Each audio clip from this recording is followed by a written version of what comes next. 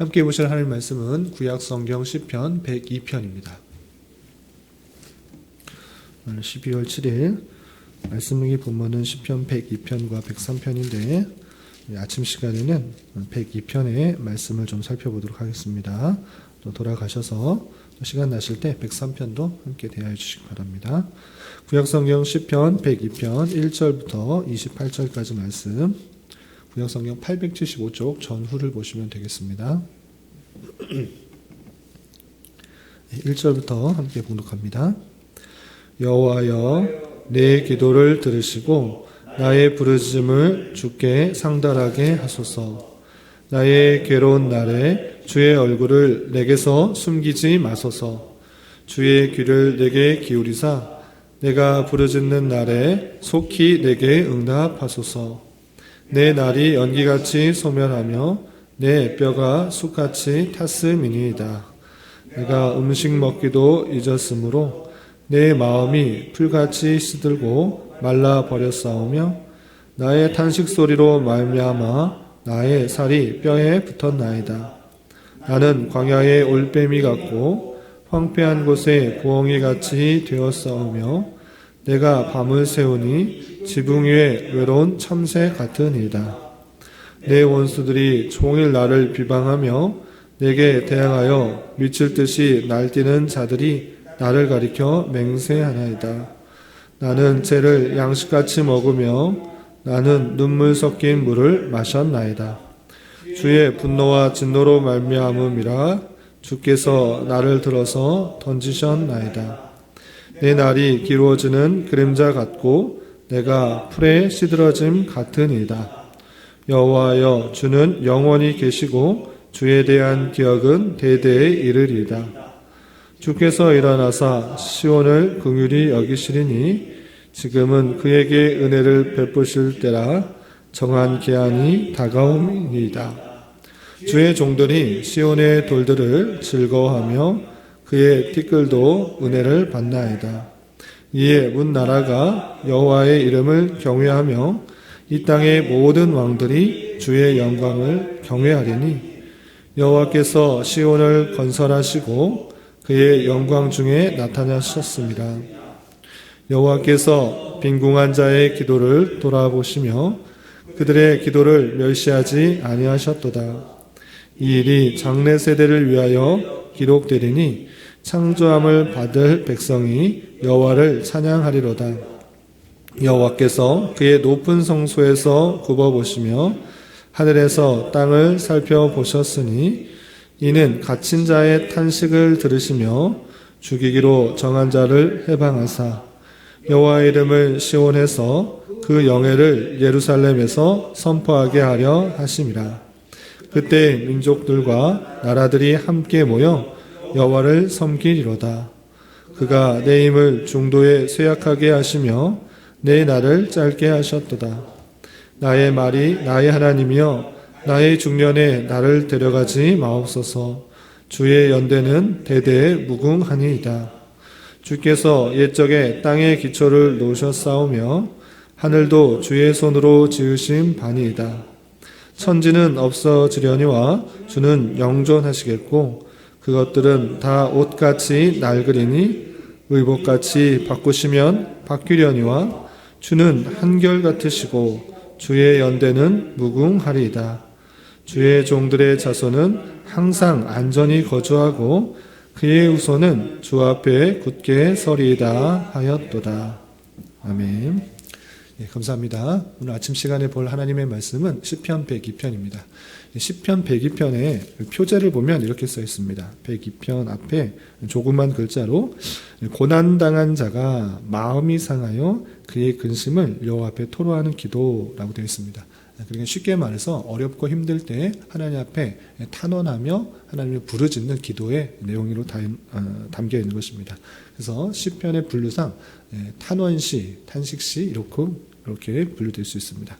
그렇다면 이렇게 탄원시가 기록된 배경은 언제인가라고 할 때 확실하게 드러난 표현은 없지만 대부분의 학자가 공통적으로 이 시는 바벨론 포로에 끌려갔을 때 성도들이 바벨론에서 어렵고 힘든 상황 속에서 하나님을 부르짖는 그런 시다, 이렇게 고백하고 있습니다. 어떻게 그렇게 말할 수 있는가라고 할 때는 이 표현 때문에 그렇게 생각할 수 있는 것입니다. 보시면 13절에 이런 표현이 있습니다. 13절 보면 주께서 일어나사 시온을 긍휼히 여기시리니 지금은 그에게 은혜를 베푸실 때라 정한 기한이 다가오미니이다 라고 표현되어 있습니다. 그래서 시온이라는 것은 예루살렘에 있는 작은 산, 언덕과 같은 작은 산을 말하는 것인데 하나님께서 그 시온산에 예루살렘을 건설하시고 그곳에 성전이 있도록 하셨습니다. 그래서 이것의 표현은 지금 예루살렘에 있는 성전과 예루살렘 성이 다 멸망하였고 예레미야를 통하여서 예언하신 바 바벨론으로 끌려갔다가 70년 만에 되돌아올 것을 백성들에게 선포하였는데 이 표현에 의해서 지금 백성들이 시온의 회복들, 하나님께서 말씀하신 때가 가까이 온다라는 것들을 기억하면서 이 시편 기자는 그 예루살렘의 회복, 시온의 회복을 기다리고 있는 그 모습을 볼 수 있다라고 할 때, 그러면 예루살렘이 회폐되었고 그리고 지금 회복될 때를 기다리고 있는 그 모습을 지금 생각할 수 있다라고 많은 사람들이 생각하는 것입니다. 그래서 이 시는 그 배경을 볼 때 예루살렘이 멸망하고 많은 백성들이 바벨론으로 포로로 끌려가서 많은 어려움과 환난을 당하고 있을 때 하나님을 부르짖으며 하나님께 나아가는 그런 시이고, 특별히 이 시편 기자는 예루살렘의 회복, 시온의 회복들을 기억하고 있어서 그것의 회복을 기대하며 하나님의 때를 기대하며 하나님께 간절히 간구하며 나아가는 그런 성도의 마음을 살펴볼 수 있어야 된다라고 할 수 있습니다. 그렇다면 바벨론 포로로 끌려갔을 때 이스라엘 백성들의 모습은 어떻는가? 편안하고 안락한 삶을 살았는가? 그렇지 않고 포로의 삶이 그렇게 녹록지 않은 것을 알 수 있습니다. 우리도 일제 치하를 겪었지만 나라 없는 서름, 그것은 말로 다 형용할 수가 없는 것입니다. 바벨론의 포로로 끌려간 이스라엘 백성들도 마찬가지인 것입니다. 그곳에서 바벨론부터 숱한 핍박과 탄압을 받았음을 생각해 볼 수가 있는 것입니다. 그런 어려움 상황 속에서 이 시편 기자는 그 어려움을 토로하며 하나님께 더욱더 간절히 나아가며 기도하는 모습을 볼 수 있습니다. 그렇다면 그 백성들, 포로로 끌려간 백성들의 모습이 어떠했는지 알 수 있는 여러 표현들이 있는데 3절부터 7절까지 이런 표현이 있습니다. 3절부터 7절까지 쭉 보시면 이런 상황 가운데 시편 기자가 있는 것을 볼 수 있습니다. 제가 한번 쭉 읽어보겠습니다. 내 날이 연기같이 소멸하며 내 뼈가 숯같이 탔음이니라. 내가 살아갈 날이 소멸하는 것과 같고 내 뼈가 숯같이 탄 것 같이 정말 어렵고 힘든, 뼈가 타들어가는 그런 어려운 상황 가운데 있음을 토로하고 있습니다. 또 4절 보면 내가 음식 먹기도 잊었으므로 내 마음이 풀같이 시들고 말라버렸사오며 나의 탄식 소리로 말미암아 나의 살이 뼈에 붙었나이다. 먹을 수도 또 입을 수도 없는 그런 형편 속에서 살이 말라 붙어가서 살이 뼈에 상접하는 같은 그런 어려운 형편 가운데 있는 것입니다. 그래서 또 6절, 7절에서는 나는 광야의 올빼미 같고 황폐한 곳에 부엉이 같이 되었사오며 내가 밤을 새우니 지붕 위에 외로운 참새 같다라고 하면서 잠도 편히 자지 못하고 많은 어려움과 핍박과 탄압 속에서 잠도 제대로 자지 못하고 밤을 뜬 눈으로 세우고 있는 올빼미나 부엉이 같은 그런 형편 속에서 어려운 상황을 토로하고 있는 것입니다. 그렇다면 왜 이렇게 먹을 수도 없고 잘 수도 없고 날이 연기같이 소멸하는 것 같이 느꼈는가라고 할 때는 직접적인 원인, 가까운 원인을 8절에 이렇게 표현하고 있습니다. 8절을 보면 내 원수들이 종일 나를 비방하며 내게 대항하여 미칠 듯이 날뛰는 자들이 나를 가리켜 맹세하나이다 하고 있습니다. 나를 핍박하는 그런 사람들이 있는 것입니다. 그 원수들이 나를 비방할 뿐만 아니라 대항하여서 미칠 듯이 나를 괴롭히고 있다라고 이렇게 표현하고 있습니다. 그러니까 이 시편 기자는 그 원수들로 말미암아 잠도 제대로 자지 못하고 또 먹을 것도 제대로 자지 못하는 그런 살아갈 수 없는 그런 형편 속에서 힘들고 어려운 상황을 토로하고 있는 것입니다. 그런 상황 속에서 9절에서도 이렇게 표현하고 있습니다. 9절 보면 나는 쟤를 양식같이 먹으며 나는 눈물 섞인 물을 마셨나이다 하면서 쟤와 또 눈물을 먹을 수밖에 없는 그런 어려운 형편, 그 형편을 토로하고 있습니다. 그런 상황 속에서 시편 기자는 누구를 의지하는가? 다른 것을 의지하는 것이 아니라 이 하나님의 속성과 성품, 하나님이 어떤 분이신지를 다시 한번 기억해 보면서 하나님께 나아가는 그 모습을 볼 수 있습니다. 그렇다면 시편 기자가 고백하며 나아가는 그 하나님의 속성, 하나님의 성품은 어떠한가? 그 내용이 여러분들 말씀일기 책자에 잘 정리되어 나와 있습니다. 일단 하나님은 어떤 분이신가? 그 존재에 대해서 12절과 27절에 비슷한 표현으로 이렇게 되어 있습니다. 12절 보면 여호와여 주는 영원히 계시고 주에 대한 기억은 대대에 이르리다 하면서 영원하신 하나님 그리고 대대에 이르시는 그 하나님에 대해서 고백하고 있습니다. 또한 27절에 보시면 주는 한결같으시고 주의 연대는 무궁하리이다 라고 하면서 하나님의 존재는 영원 무궁하신 그 하나님에 대해서 고백하며 나아가고 있는 것입니다. 그리고 그가 어떠한 분이신가, 그 속성을 가지고 어떤 섭리를 하시는가, 어떤 일들을 이루시는가, 영원한 하나님께서 어떤 일들을 행하시는가 라고 할 때 우선 13절에서는 이렇게 고백하고 있습니다. 13절을 전반절에 보면 주께서 일어나사 시온을 긍휼히 여기시리니 라고 하면서 긍휼히 여기시는 하나님, 하나님의 택하신 백성, 그리고 그 약속에 대해서 끝까지 지켜 보호하시는 그 하나님의 긍휼, 그 긍휼하심에 대해서 고백하고 있고요.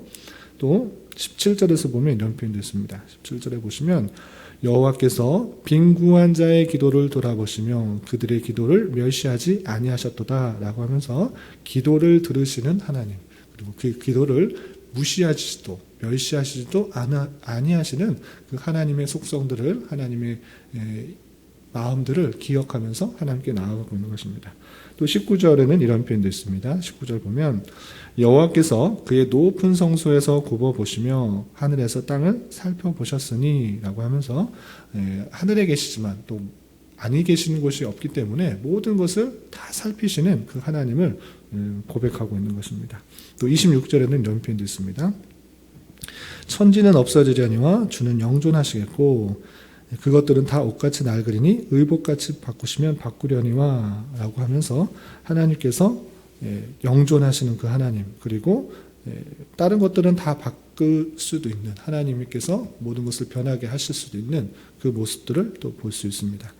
또한 그 하나님의 능력에 대해서 16절에서는 이런 표현도 있습니다. 16절을 보시면 여호와께서 시온을 건설하시고 라는 그런 표현에 있어서 어떤 것을 건설하시고 능력 가운데 만드실 수 있는 그 하나님에 대해서 고백하고 있고요. 또 18절과 25절은 비슷하게 하나님의 창조하심에 대해서 이렇게 표현하고 있습니다. 18절을 보시면 장래의 세대를 위하여 기록되리니 창조함을 받은 백성이 여호와를 찬양하리로다 라고 하면서 창조함을 받을 백성, 하나님의 창조성에 대해서 표현하고 있고요. 또 25절에서도 주께서 옛적에 땅의 기초를 놓으셨사오며 하늘도 주의 손으로 지으신 바니다 라고 하면서 하나님께서는 창조하시는, 만드시는 능력의 하나님이심을 고백하며 하나님께 나아가고 있는 것입니다. 또한 20절과 21절에서는 이런 표현도 있습니다. 20절, 21절 보면 이는 갇힌 자의 탄식을 들으시며 죽이기로 정한 자를 해방하사, 하나님께서 들으시고 해방하시는 그런 하나님. 또 21절에서 여호와의 이름을 시온에서 그의 영예를 예루살렘에서 선포하게 하려 하심이라 라고 하면서 하나님의 이름을 선포하게 하시는 그 하나님의 놀라우심들을 볼 수 있습니다. 이렇게 어렵고 힘든 그 시편 기자는 그런 상황 속에서 누구를 의지하는가라고 할 때 하나님, 영원하시고 능력이 많으시고 또 창조하시고 또 기도를 들으시는 그 하나님께 더욱더 나아가고 있는 것입니다. 더욱더 하나님의 속성들의, 하나님의 성품들을, 하나님의 역사하심들을 기억하며 나아가고 있는 것입니다. 그러면서 누구를 더욱더 의지하는가라고 할 때 하나님을 의지한다라고 했을 때 무엇을 간구하는가? 1절, 2절에 성도의 기도가 이렇게 표현되고 있습니다. 1절, 2절 보시면 여호와여 내 기도를 들으시고 나의 부르짖음을 주께 상달하게 하소서. 이런 상황 속에서 하나님을 의지하고 하나님을 부르짖는 것입니다. 또한 2절에서 보면 나의 괴로운 날에 주의 얼굴을 내게서 숨기지 마소서. 주의 길을 내게 기울이사 내가 부르짖는 날에 속히 내게 응답하소서라고 하면서 하나님의 속성과 하나님의 성품들을 생각하며 하나님께 기도하며 탄원하며 나아가고 있는 것입니다. 그러면 그런 속에서 어떤 것을 더욱더 간구하는가? 28절 마지막 절에 보면 주의 종들의 자손은 항상 안전히 건주하고 주의 후손은 주 앞에 굳게 서리이다 하였도다 라고 하면서 하나님의 말씀에 근거하여서 하나님의 백성이 올바르게 서고 굳건히 서고 안전히 설 수 있도록 많은 환난과 또 핍박과 탄압 속에서도 하나님을 더욱더 의지해서 안전하게 거하게 해달라고 간구하는 모습을 볼 수 있습니다. 이런 시편의 내용을 통해서 우리 또한 어떤 것을 교훈받아야 되는가? 첫 번째는 시편 기자와 같이 성도에게 찾아오는 어려움과 환난이 있을 수 있다. 그런 상황 속에서 더욱더 우리가 해야 될 자세는 시편 기자와 같이 하나님이 어떤 분이신지를 잘 깨달아 하나님의 속성과 성품들을 기대하며 하나님께 간구하는 것, 하나님께 부르짖으며 하나님께 나아가는 것, 하나님께서 그 백성을 지켜 보호하신다라는 그 믿음을 가지고 하나님께 나아가는 자세가 필요한 것입니다. 시편 기자도 많이 어렵고 힘들고 그런 상황 속에서 하나님이 어떤 분이신지를 잘 깨달아 주님의 말씀과 주님의 약속에 근거해서 더욱더 하나님께 부르짖으며 나아갔던 그 모습처럼 우리 또한 어렵고 힘든 상황이 있을 때 더욱더 하나님을 부르짖으며 찾아 나가는 그런 자세로 살아가야 될 것입니다. 그런데 여기서 그치는 것이 아니라 또 한 가지 깊게 생각해야 될 것이 있습니다. 그것이 무엇인가? 시편 기자는 그 어렵고 힘든 상황이 그냥 찾아왔다 이렇게 고백하지 않습니다. 그냥 있었다, 그냥 어렵고 힘들고 그 탄압과 잠도 못 자고 먹을 수도 없는 그런 형편이 그냥 찾아왔다 그렇게 표현하지 않고 있습니다. 그것은 단순히 원수 때문에 생겼다 이렇게 표현하지 않고 하나님께서 나를 치셨다라고 표현하고 있습니다. 그 표현이 어떻게 되어 있느냐? 10절에 이렇게 표현됐습니다. 10절 보시면 주의 분노와 진노로 말미암음이라 주께서 나를 들어서 던지셨나이다. 물론 지금 당하고 있는 고난은 가까운 원인, 직접적인 원인은 나의 원수들로 말미암아 당하는 고난입니다.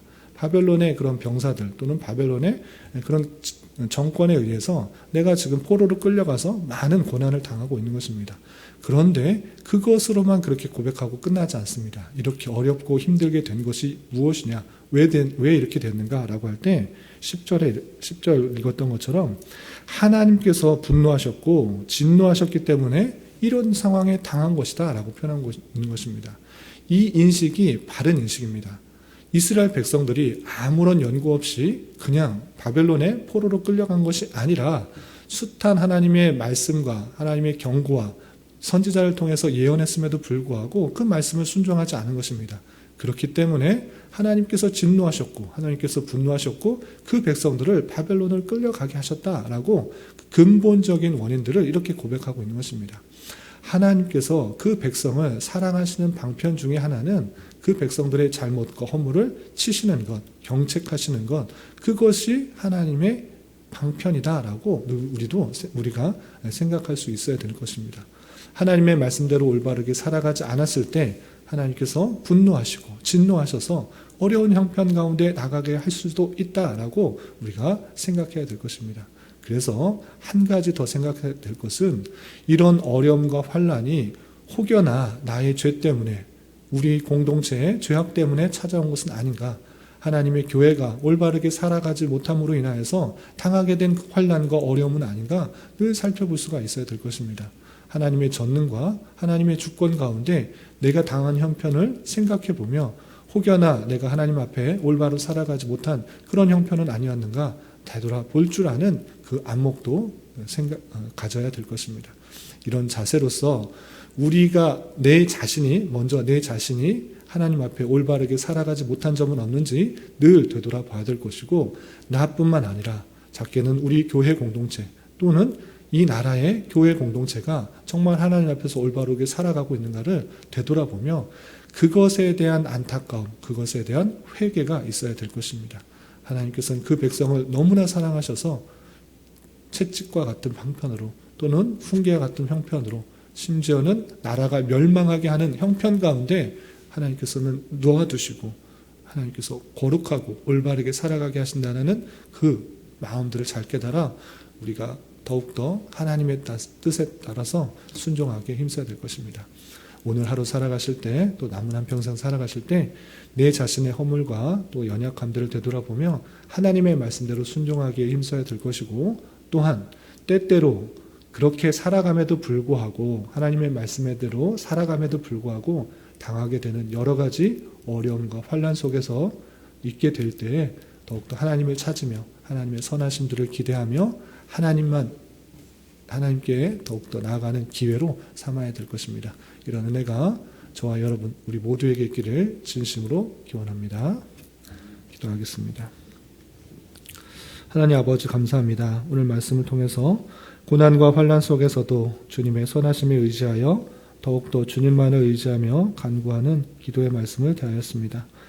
이러한 말씀을 대하는 자로서 원치 않게 만나게 되는 여러 가지 환난과 역경의 상황 속에서도 낭망하거나 좌절하기보다는 하나님의 어떠하심과 하나님의 약속을 의지하며 하나님께 더욱더 나아가는 기회로 삼게 하여 주시고, 기도를 들으시고 응답하시는 주님이신 줄 알아 하나님의 가장 선하신 인도하심을 깨달으며 주님을 더욱더 깊이 경험하고 인격적인 교제가 있는 삶을 살아갈 수 있도록 인도하여 주옵시며, 죄악을 싫어하시는 주님이신 줄 알아 주님의 말씀대로 살아가기에 힘쓰는 개인과 교회 공동체가 될 수 있기를 늘 간구하는 자 되게 하여 주시옵소서. 주님, 나라와 민족을 위하여 기도합니다.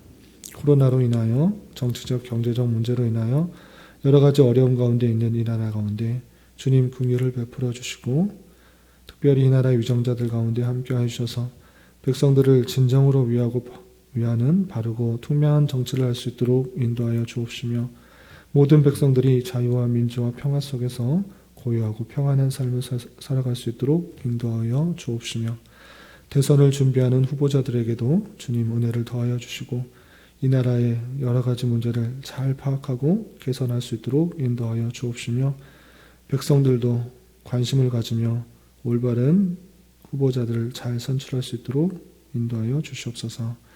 주님, 교회 내 육체 연약함으로 직장과 사업장의 문제로 가정의 여러 가지 문제로 주님께 간절히 부르짖며 나아가는 여러 지체들이 있습니다.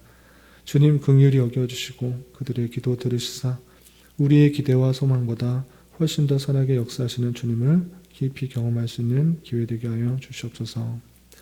이 시간 각자 간절히 기도하는 기도 제목 주님께서 들으시고 가장 선한 것들로 응답하여 주시옵소서. 예수님의 이름으로 기도 올리옵나이다. 아멘.